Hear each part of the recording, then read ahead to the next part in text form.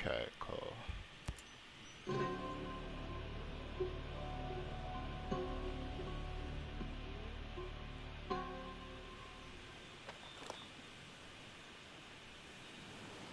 Rolly is breaking down the latest on the investigation from what Moscow PD shared with us earlier this afternoon. She is joining us live right now with more on what the police chief had to say. She's also breaking down some new video that was released today showing at least 2 of the victims just hours before police say they were killed. Amanda, what have we learned today?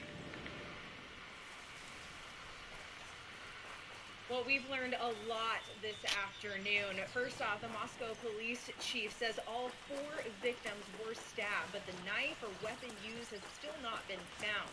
And police say there was no sign of forced entry into the home, but they did say the door was still open when police arrived. Most importantly, though, tonight, police do not have a suspect at this time, but they are actively searching for one. Moscow Police Chief James Fry, University of Idaho President Scott Green, and the Director of Idaho State Police, Colonel Kendrick Wills, all spoke at today's press conference. Before Wednesday's press conference, Moscow police had only told the public the 4 students were found dead inside the home late Sunday morning. Wednesday, they revealed that all 4 victims were stabbed to death. Chief Fry says 2 other roommates were at the home during the attack, but were not injured, and he is not calling them witnesses. What the he fuck? said they were also home when police arrived at the house. Fry did not say why the call to police was not until noon on Sunday when the attack happened in the early morning hours. Police said it appeared to be a targeted attack, but did not explain why. Moscow police have also been saying that they do not believe there is an ongoing threat to the community. But today, the tone changed. Police say the search for a suspect continues and people should look out for each other. Meantime, we found this video from a Moscow food truck that's recorded Sunday morning. It shows 2 of the students, Kaylee and Maddie, around 1:40 a.m. This is one of the last times they were seen. Moscow police say this video is helping investigators recreate a timeline of events from that night. And it has helped. It gives us a time and space where we know that 2 of our victims were, and it helps us that we take all leads we need. The family of Kaylee Gonsalves have seen the video and agreed to let us publish it. They identified Maddie Mogan wearing the long black jacket and Kaylee, who is with her, in the white sweatshirt. It's normally a place where everyone feels really safe. Joseph Winnell is the manager of the food truck. He is seen in the video working the cash register, taking the girl's order. This afternoon, he described their interaction. One of the ones was just a little bit more cheery, kind of bouncing around more, and then one was like standing there and doing the hello, how are you, and then go through the interaction. So normally, that's pretty normal. In most of our groups, there's people that are more energetic and people that are managing energetic people. Joseph told me he felt incredibly sad when he learned the news about the girls he had just seen the other night. Hope they find the person. The other person.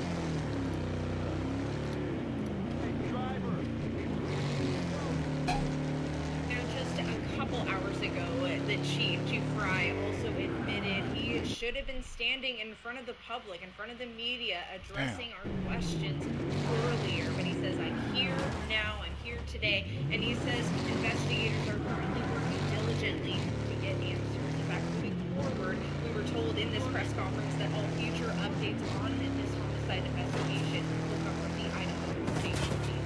Reporting in Moscow tonight, Amanda Rolfe, Private 2 News. Before you renew Amazon Prime, watch. That's some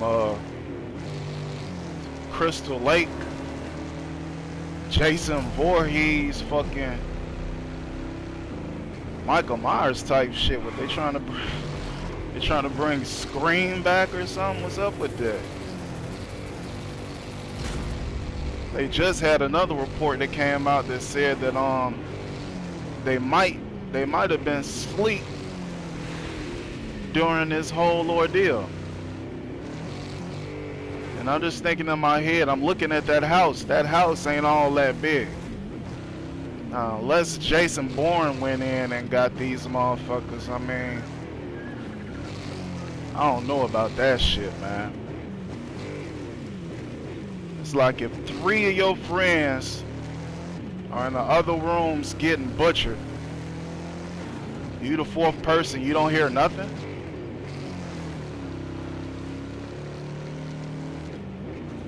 Fuck. Yeah, that's... I don't know about that.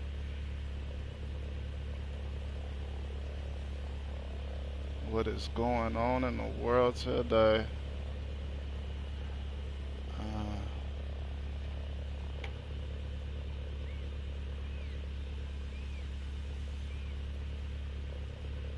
Virginia, after a suspected student gunman opened fire, killing 3 members of the football team.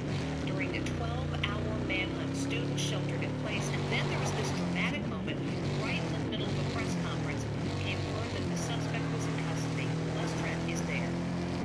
It's the dramatic moment the University of Virginia police chief was told the accused shooter had been captured. We just received information the suspect is in custody. It was the end of a tense manhunt for 23-year-old Christopher Darnell Jones, accused of killing 3 members of the football team and wounding 2 other students. Thank God. Jones was on a field trip with other students to Washington, D.C. After seeing a play, they all sat down together to have a meal, then returned to campus on a chartered bus. That's when Jones allegedly started shooting. I was studying for a genetics exam in my room, and I just heard 3 gunshots. You know, I couldn't tell if it was like a pothole or something, but I was like, looked to my friend and said, "Do you think that was gunfire?" And then we heard 3 more. I have 2 people shot. One person at UVA bombed office, and one person at the Cooper garage shot in the chest. As the bus was being towed away today, you could see a bullet hole in a window. The 3 dead students were all football stars. Wide receiver Devin Chandler, 6'7" Lavelle Davis had a shot at playing in the NFL. Linebacker Deshaun Perry from Miami is number 41. Another football player, running back Mike Hollins, was wounded. The accused shooter is also a former member of the football team. He was recruited in his freshman year but never played. As the hunt continued, the entire campus of 22,000 students was in lockdown. Hundreds spent the night in this crowded basement gym, sleeping where they could. We've been in lockdown for 11 hours. Most of us are exhausted and hungry, one of them posted. University James Ryan spoke out. This is an unimaginably sad day for our community. Hit the motherfucking cut. The UVA's threat assessment team had been made aware of the suspect twice before, once when he allegedly told someone he owned a gun, another time during a hazing investigation. It was closed for lack of witnesses coming forward. Commander spotted, Rook. Excellent work, Rookie. Shit, Rocket. Thanks, old man. Yeah, man, which, I mean, hold on, man, I gotta pause this for a second. I'm trying to multitask and do all of this shit at once. But, I mean, what do you expect when you got dudes bashing their heads off each other? And, man, that CTE shit is real, and this is just college, like, I don't know, man. It's like some of us are evolving while the others are devolving at the same damn time. Not to mention COVID brain that a lot of people don't even care to speak about or know about. How is that not of significance in today's world? How is COVID brain not of significance? I don't get it. Of that car, sheriff's deputies at a home site in Diamond Bar to gather information. That's where Susan Hirosuna is live with more. Susan. Just before 6 o'clock, deputies pulled up on this home in Diamond Bar. Now, photographer Joab Harris was told that he was allowed to shoot what happened next, but he was asked to turn off his camera light and hide behind the vehicle. Clearly, deputies were going to prepare for anything that should happen once they bang on the front door. Auto turret disabled. That'll show. Subject charter. Vector's wounded. There, hostile. A phalanx of sheriff's deputies approached this home in Diamond Hold on, Bar. Ash. We're coming. Spotted a rocket gunner. One deputy holds a portable battering ram.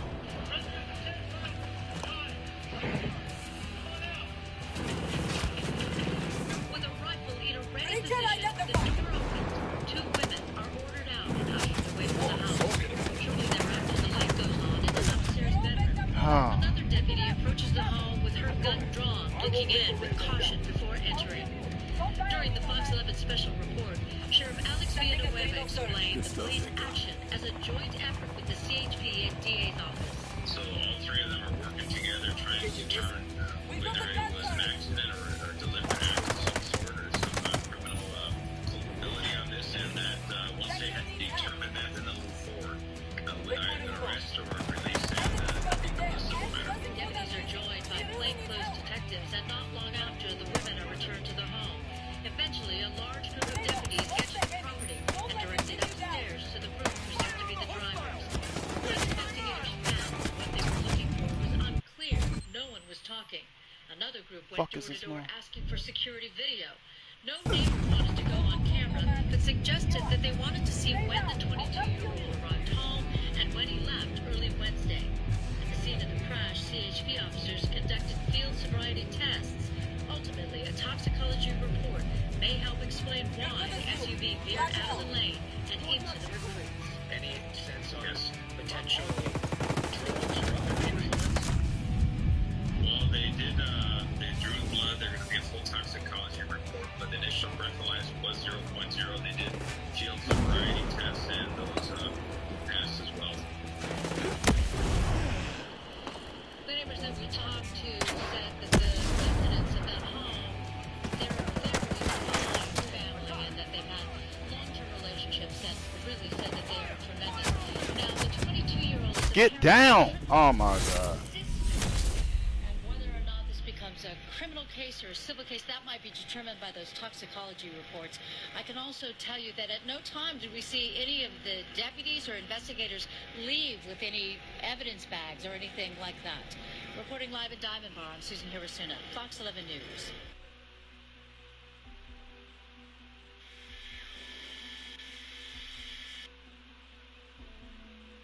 Yeah, first they said they didn't know whether or not it was an accident.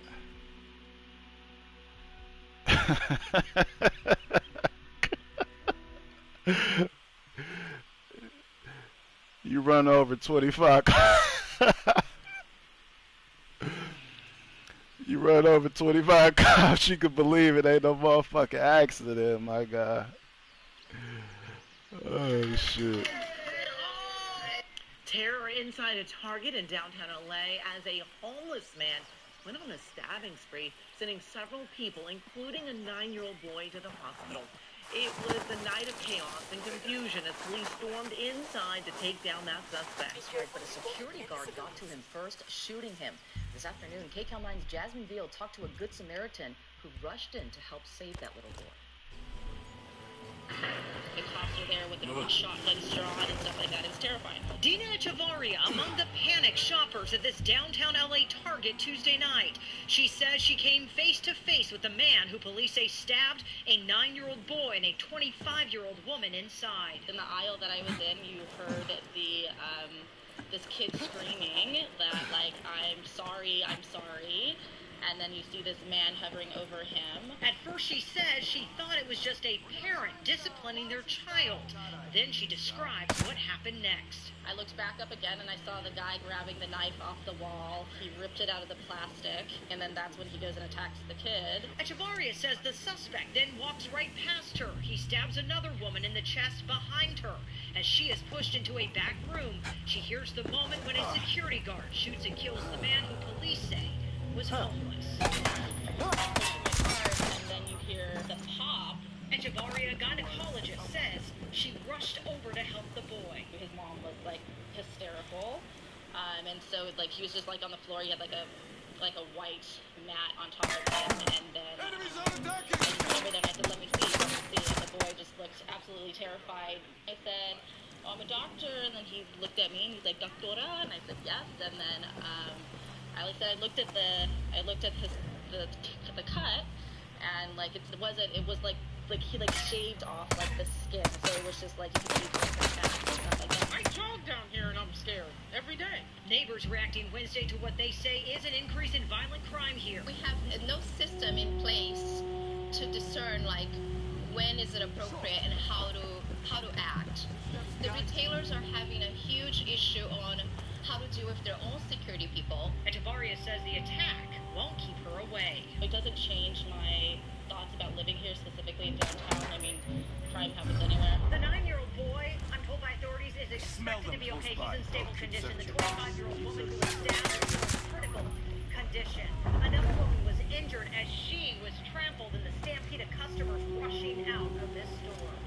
Here in downtown LA, I'm Jasmine Veal, KCAL9 News. Healthier? Meet Kachava. Kachava is the world's healthiest all-in-one meal shake.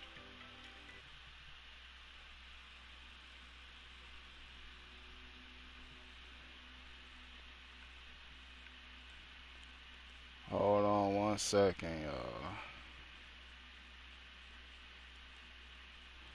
I don't even know what to say about that last shit. That's just beyond belief. Sometimes I be wishing a motherfucker would pull some shit like that while I'm in the store.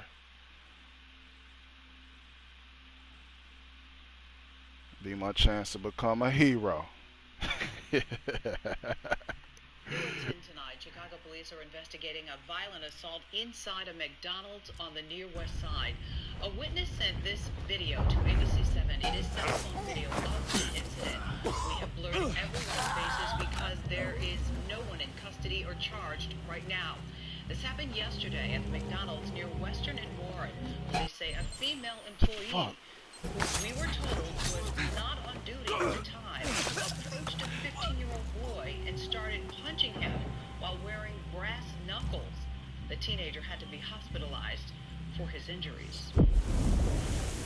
Now, in a statement, a spokesperson for McDonald's says, quote, this crew member's actions while off the clock and visiting the restaurant as a customer during this incident are unacceptable, and they are no longer with our organization.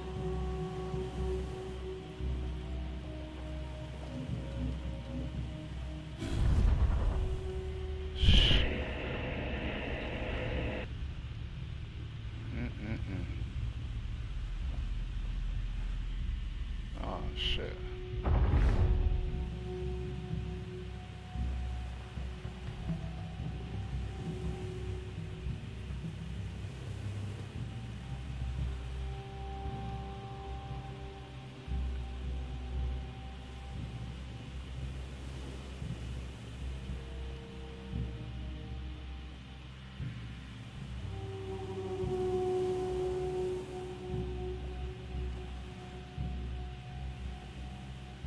Breaking news this noon. A row of condos in Gaithersburg partially collapsed following a fire and explosion. At least 10 people. That's my turn. It's dangerous. WJZ is live. Investigator Mike Halgren has been out there on the scene. And Mike, you said more than 100 Enemies are here. I repeat, enemies are here. Neighbors say they heard And the perimeter. Enemies in the area. there's a large fireball that erupted here. They're trying to get the gas turned off in the basement, still working on the cause, but they think this was gas related. We want to go to some chopper video of the scene as well. As you said, children were injured, at least 4 of them. Trying to turn those off at this point. And the official cause remains under investigation. This happened just before 9 o'clock in the morning here. And neighbors are so frightened, many of them right now don't know what they're going to do next. They continue to wait for answers in this, and we will have more information both on air and on CBS News Baltimore streaming as we get it. Good work. WJZ. Disability still carries a ton of stigma. Fuck, I can't even.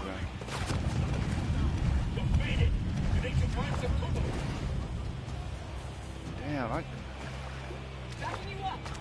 Path to home.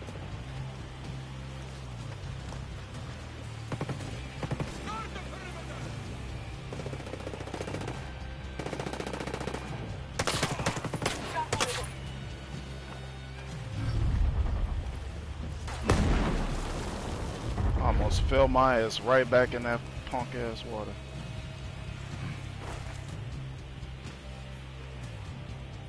Hold on.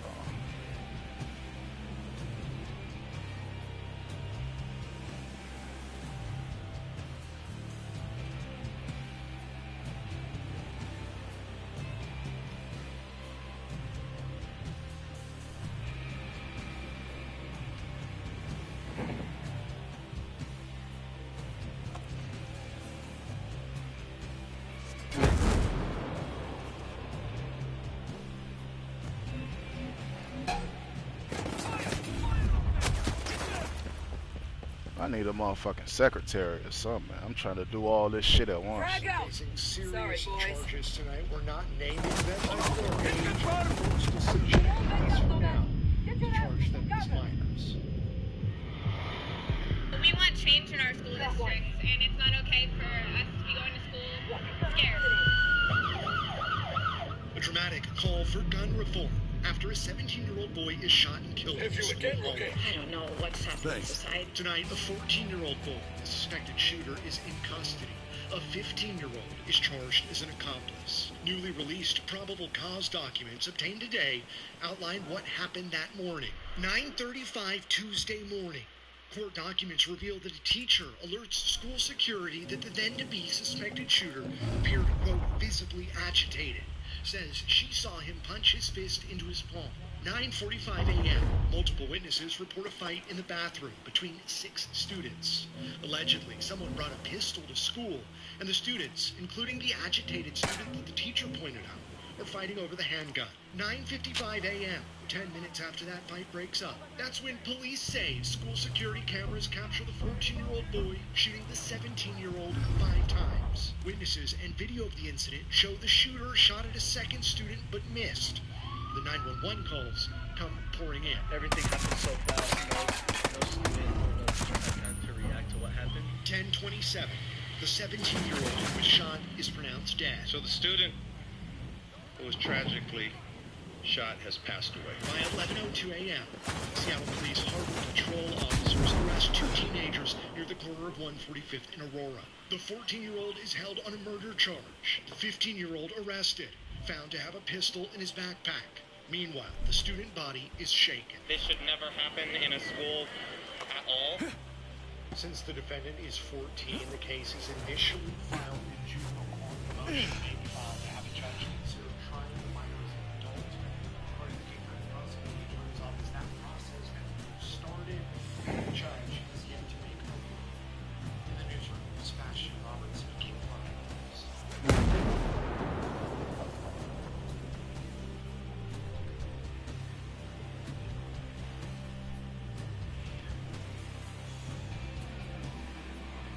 Man. Got all type of shit jumping off this week.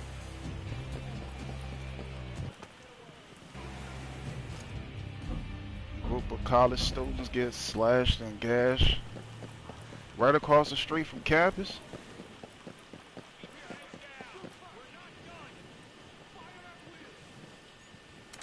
You got motherfuckers steamrolling the police.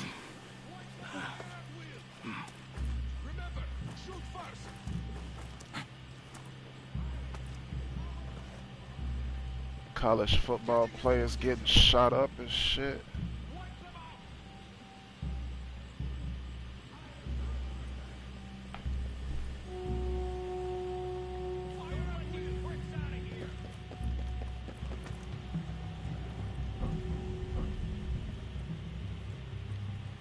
Then you got apartment buildings blowing up and shit.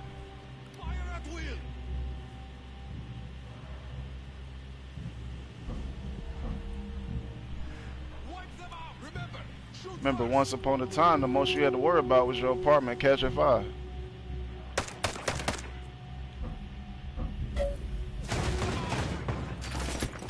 Oh, man, it's about to be over with for me.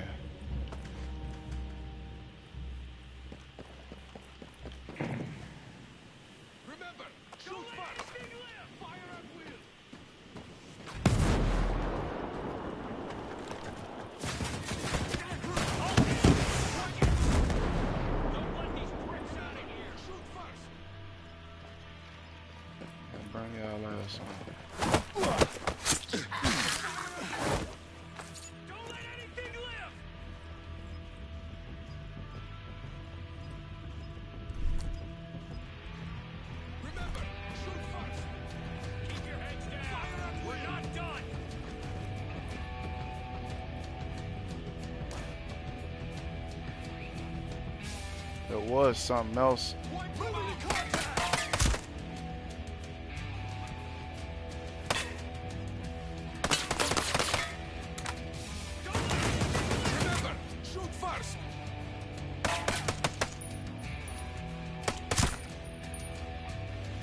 Oh yeah, they said repeat COVID infections. Let me read that. I saw it on the news yesterday, but my mind must have blew up. Ah, I ain't have no win against that motherfucker. Multiple COVID infections can lead to organ failure, and even death. So I had a feeling that would be kind of the scenario. It keeps coming back until it kills you.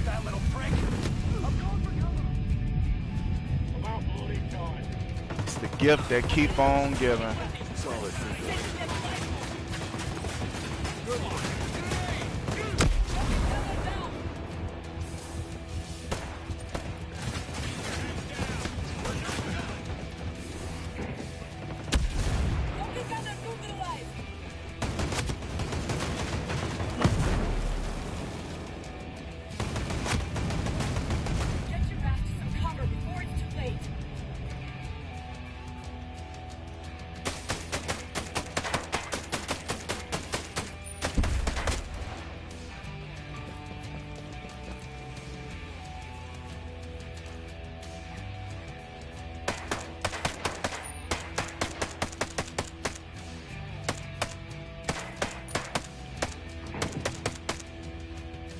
'What is going on in the world today?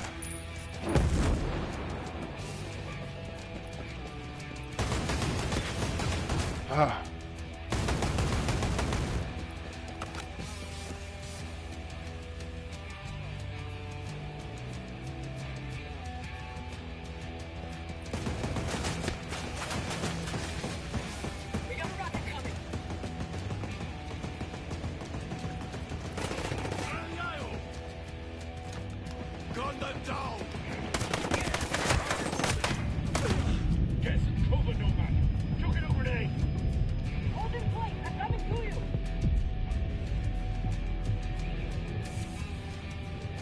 A 14-year-old kills a 17-year-old in school.